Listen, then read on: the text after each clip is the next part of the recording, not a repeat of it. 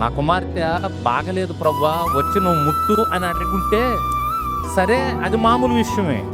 అసలు ప్రార్థన చేసిన విధానం చూడండి. ఏమని మొక్కి ప్రార్థన చేస్తాను, నా కుమార్తె చచ్చిపోయిందయ్యా, అయినా నువ్వు వచ్చి ముడితే ఏమైతే నా కుమార్తె? నీ ప్రార్థన ఏంది? అయ్యా చెయ్యి జారిపోయిందయ్యా, ఇక అది దొరకదయ్యా, కానీ నువ్వు చేస్తావు, అది ప్రార్థన. ఇంకేం ప్రార్థన చేస్తాంలే, చెయ్యి జారిపోయాక ఇంకేం ప్రార్థన చేస్తాం? అంతా అయిపోయింది, జరగాల్సింది జరిగిపోయింది, ఇక మరలా తిరిగి రాదు, ఇంకా ఏం ప్రార్థన చేస్తాం మనం? ఎవరైనా ప్రార్థన చేయమని అన్నా కూడా ఇంకేం చేస్తాం ప్రార్థన? చెయ్యి జారిపోయింది, ఇక అది చేతికి దొరకదు. కొండ పగిలిందండి, కొండ పగిలింది, లేదా అద్దం పగిలింది, అతుక్కుంటుందా?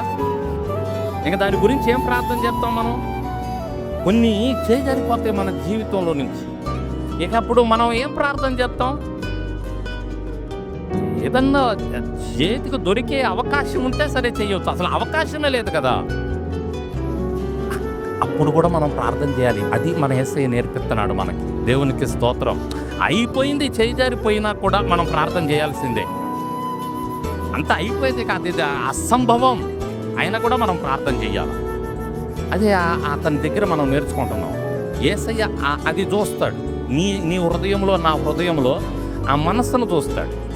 అది అయిపోయింది, అయినా ప్రభువా నువ్వు ఉంటావు యేసయ్య, చేస్తావు.